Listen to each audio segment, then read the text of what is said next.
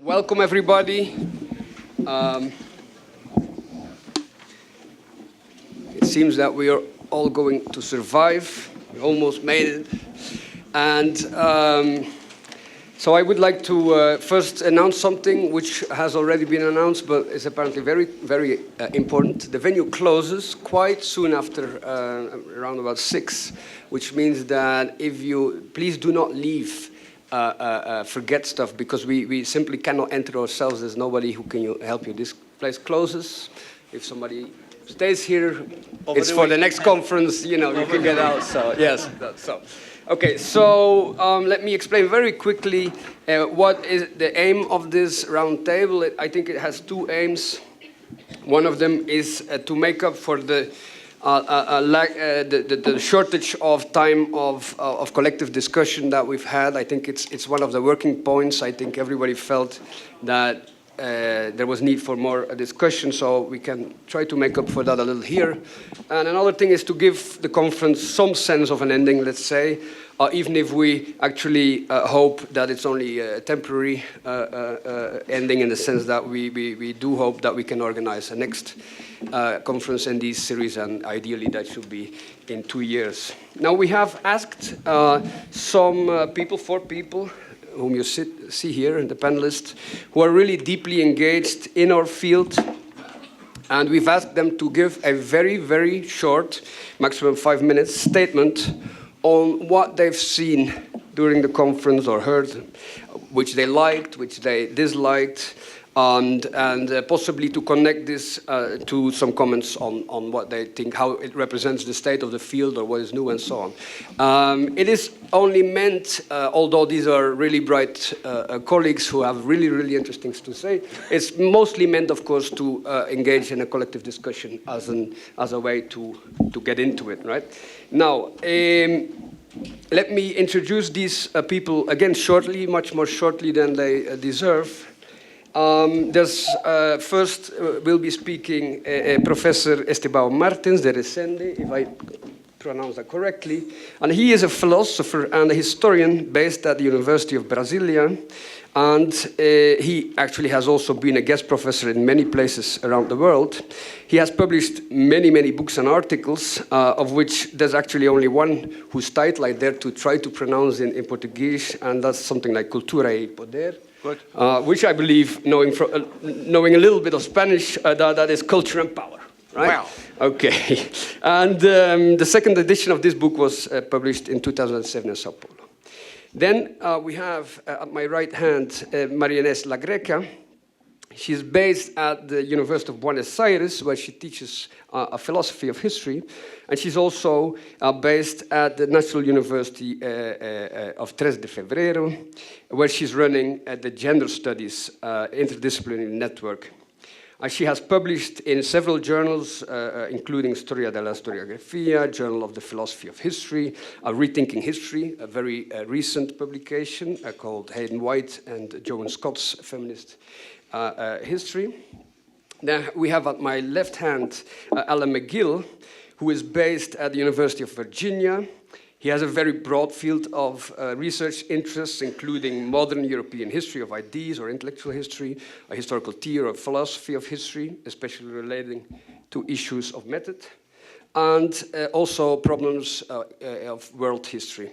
Now, he has published also far too much to list here. I personally really like his book, Prophets of Extremity, but that's just a personal, there are many, many others. And the really nice thing about his work is that a lot of it is available online on sites such as academia.edu. And so whenever you have some Wi-Fi, you can start reading. And then there is Ethan Kleinberg, also to my left, and he is professor of history and letters at Wesleyan University. He's the executive editor of History and Theory. You might have heard about this journal. And he's a director of the Wesleyan University as a Center for the Humanities. And amazingly, he combines this with a very rich intellectual project of his own. Again, I can only name one book, and it's again based on personal interest.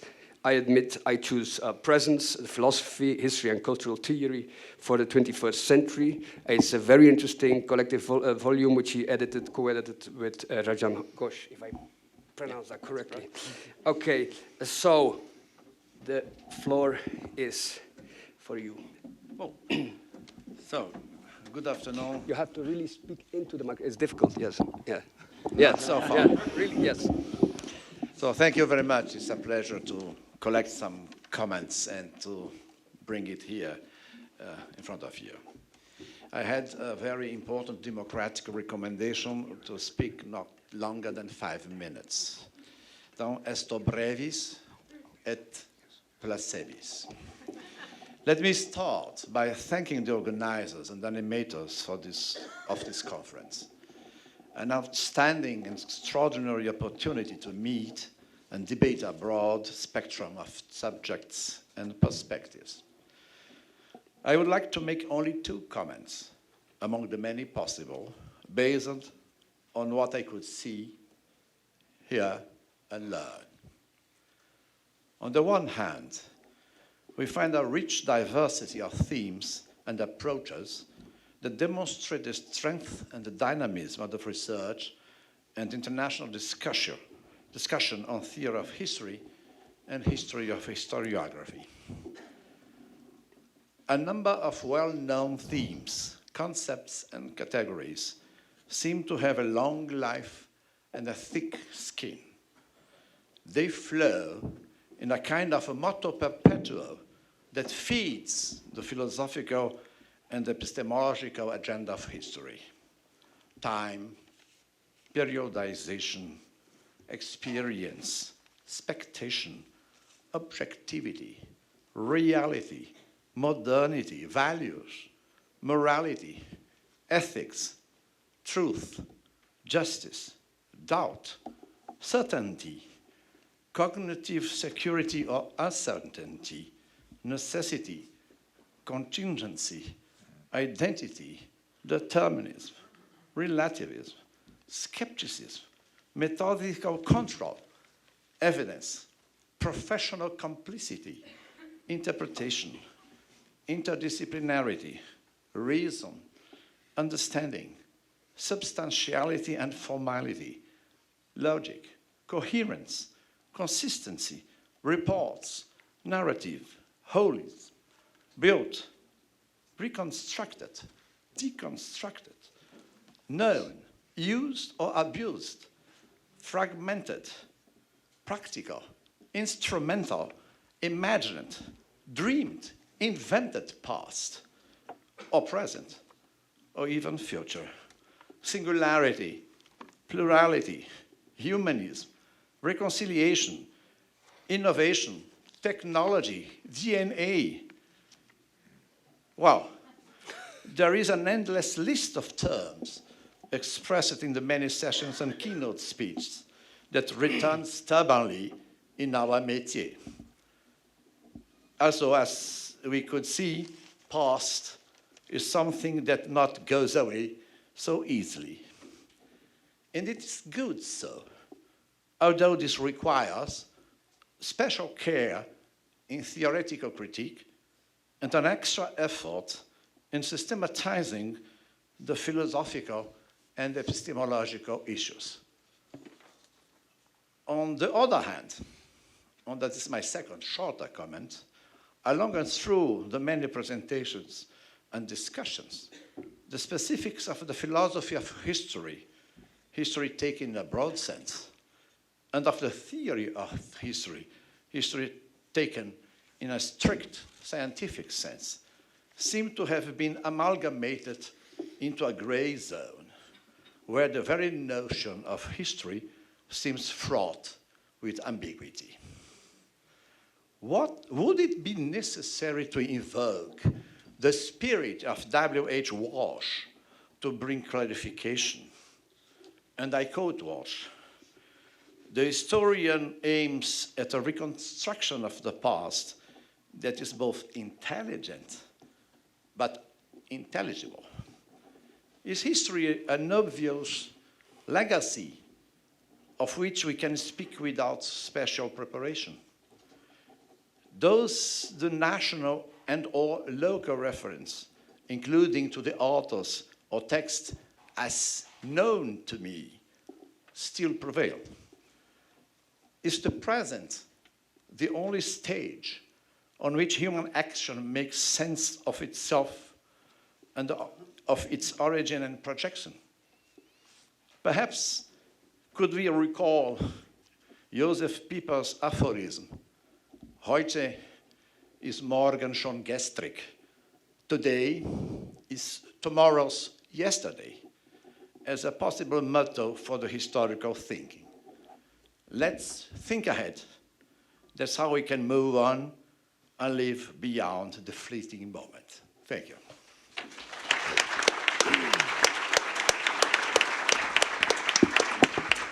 Okay, Maria Inés. Okay. Well, first of all, I want to thank the organizers for inviting me to be in this round remarks table. Yeah, I have been asked to make an announcement for Argentina. Next year, around November, there's going to be the 4th International Congress of Philosophy of History, and the topic would be Memory, History, and the Construction of Collective Identities. So you are all welcome and invited. And well, I wrote some thoughts I have on the conference and the discussions and the dialogue. I have enjoyed absolutely the conference because I think it has been a really interesting engagement of friends, colleagues, scholars. And so I started thinking on the first conference. The first conference was called The Future of the Theory of History. And when I was there, when I experienced the conference, I registered the need for new approaches, new discussions. What I think I heard there was a question. Does the theory of history have a future? And I think that the question was posed more than the conference being a series of answers to that question. I believe it is a good thing that it was a question. So now we have the second conference, that the title is The Practical Past on the Advantages and Disadvantages of History for Life. I registered here the same question still in the room, being asked again and again. And at the same time, I registered enthusiasm and willingness in working together, philosophers and historians, people from different countries, but also at the same time, a certain anxiety on how to do it. The title of this second conference can be read as well as an affirmation and as a question, I think. Are we engaged in the practical aspect of dealing with the past and with the good and bad uses of the past? Again, I see a certain identity anxiety regarding who can speak and think about the past. But there is also an interesting affirmation, to aim at history for life. Well, then I believe we should question the things that are not vitalist, lifelike in our practices and conversations. For example, or first of all, the straitjacket of the disciplines and over-specialization. We should keep on networking and really attempting interdisciplinarity. And in this sense, I want to tell you that during the conference, a Latin American network has been founded that attempts to reach every scholar interested in theory of history. In Latin America, I think this is a wonderful thing, but it was also a very wonderful meeting. People were eager to be part of this. And another interesting thing is that the first decision was not to have a name that could exclude someone or some topic. So the decision was to have a provisional name. And I think this is something also to celebrate, to start working together by saying, well, we have to see that nobody gets leaps out of our project. So I think this is something really interesting of networking and interdisciplinarity to get out of the limit of the disciplines. Theory of history has to do with the dialogue between philosophy, epistemology, historiography, literary theory, ethics, and so on. So the future and life of the theory of history demand us to transcend disciplines and frameworks. So I ask you, for example, was there really in the past day a dialogue between historians and theoreticians of history? Who of you who are historians have attended sessions on theory, and who of you that are theoreticians went to historians' sessions? It seems to be a willingness to engage, but has there been an encounter here? Are we talking to other people, engaging? Are we open and curious? Again, we want to move into the future, but maybe we should first discuss if we are already done with the past. How we really think through the questions posed in the past 4 decades of the discipline. What things of the past are we taking with us? There is a demand for new topics and issues. I agree. We must be curious and open again, but shouldn't we refuse the demand of pursuing the next new thing just because it is new? We have the desire for new discussions, but maybe we have not come to terms yet with some issues. And I think that Professor Guillermo Cermeño's talk was on the things we still have to think. I think that we have seen here lively discussions, enthusiasm, even pleasure in engaging, but there is also an ambivalent anxiety because of not having the new answers or questions yet. And this anxiety can be useful, but also counterproductive. How can we engage in a much-needed theoretical openness that acknowledges critically our identity anxiety as participants of this field? I think that there's also an ongoing generational transition. The authorities of our field express their desire to keep it alive and moving, but are their theoretical commitments ours? Are they enabling us? What do we owe to our forefathers, and what aspects of their frameworks we should reject to produce our own? Talking about forefathers, has the theory of history acknowledged or engaged even with issues of gender, both in their theoretical or historical work, but also in the way we relate to one another? Can we learn something from gender and other axes of differences as class, race, religion, nationality, sexuality to rethink our notion of history? Are we open to these issues that other humanities have been engaging since the second half of the 20th century? Can we profit of them? And I think that, for example, Professor Eva Domanska and Jerome de Groot were also talking on this issue. So, what about power? Are we countering or reproducing unequal power relationships in our social medium in the discipline? We are worried about history, the future, the practical, and life. We have also discussed the relevance of dealing with death and the death for historical thinking in Professor Hans Ruin's first keynote speaker lecture. But can we also think of the problems of living together in our contemporary societies and the relevance of history to rethink which lives are grievable in historical terms and which are not? Can we invent a historical ethics of openness towards us, but also towards what our local worlds need from us? Well, these are my questions. I don't have the answers yet. I don't say you have to have the answers. What I am rather doing is inviting all of you to continue the dialogue. Thank you.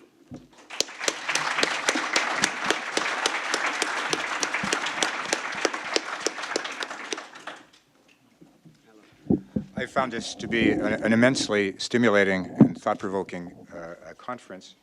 Among other things, it has made me see how difficult the question of the relationship between the so-called historical past and a practical past is.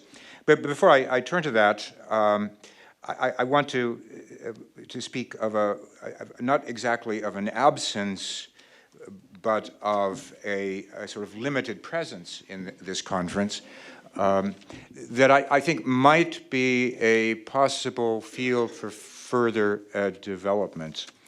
And interestingly, Hans Ruhn's first keynote on necropolitics and Jerome de Groot's ending keynote on DNA are actually quite closely connected with what strikes me as being this underpresence in the conference. I would like to see more in the philosophy of history going forward about nature and specifically about the interrelation between humanity and nature. I think of titles, history, temporalities, and nature. I also think that we need to understand that there are human agencies, and I believe there are non-human agencies. And there are agents that are intention-bearing, and I think there are non-intentional agents. And it would be nice to see some reflection 2 or 3 years hence on the relation of these entities to the historical world. So that's just a thought looking a little bit forward. As for the question of the relationship between the historical past and the practical past, this conference has crystallized for me a certain vague intuition that I had beforehand, that those categories aren't quite right, and I think quite a few people have suggested that in their presentations. And one question that now I have in mind as a result of hearing different people's reflections on this topic is really, how should we think? I'm not sure that the practical past really makes much sense to me. It strikes me as a slightly misleading category, but you know, one has to go through misleading categories before one gets to better categories. It's a very dialectical process. First of all, I believe that one thing we ought to do is think not in terms of dualities.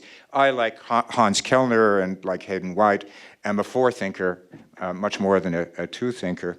And taking from a special session of earlier today, I was quite inspired by one of the papers there. I think we need to think in terms of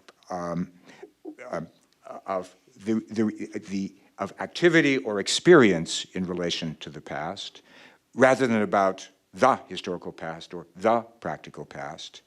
And I think there are, and this is not original, I think we might do well to start off by thinking that in our activity with relation to the past can be a practically oriented activity, or a scientifically oriented activity in the natural science sense, or as an aesthetically oriented activity, or in a very broad sense of the term, a historiographically oriented activity, including here not only professional historians, but some measure of the work that is done by people outside the realm of the discipline. And of course, these overlap, the aesthetic and the historiographical overlap, the practical and the aesthetic overlap, and perhaps even the scientific approaches to the past also overlap with some of those other approaches. I think it's perhaps better, and again, this has come up, this is not original to me, I think it's better to speak of the uses of the past than of the, and I can see my time is up, better to speak of the uses of the past, which could be pragmatic utilitarian uses. I think there are at least 4 pragmatic utilitarian uses. There are allegiance building or identity building uses, and that can be not only small bodies of human beings, but humanity in general. There can be ethical uses of the past. I think we do judge. We have the right to judge the past. And I think in some special cases, there can be judicial uses of the past. And so I stop.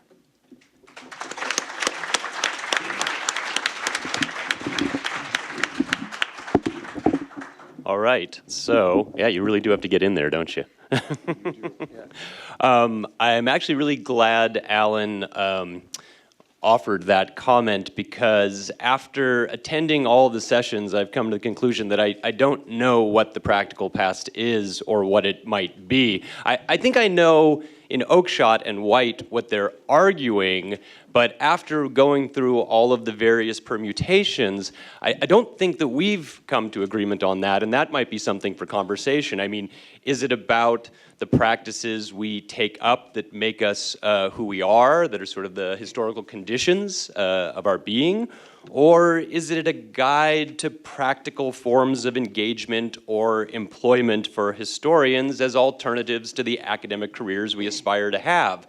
It's a much more neoliberal possibility, but that seemed to be at play too, and I think these are something we should talk about, but since I don't really know what I'm talking about, I'm going to turn to the more Nietzschean side of the equation, as is usually my wont, to focus on the advantages and disadvantages of history for life, or perhaps for our conference, and I want to do so in two ways. I guess I'll start by talking about what I think is the laudable and really important attempt to find common ground that I think is at the heart of our International Network for Theory of History and for this conference here. And I think this does embody both some great advantages and disadvantages. We began with Hans Ruin's discussion of necropolitics, which I think itself is a wonderful example of diagnosing a common thread or practice to be explored and engaged in multiple cultures, contexts, and times. But of course, the dead are countless, and it is only those graves that are marked or legible or made legible that come to our attention. And I think this may be in the same way that historians only make legible those aspects of the past that leave a mark or that we mark. And I think in this way, we should say that historians are necropoliticians, to follow Hans. For there's always something political at work in our attempts to manipulate or raise the dead. And here I think is precisely one of the dangers of our endeavor. It's an old one, because this attempt to find common ground rests on a comparative framework.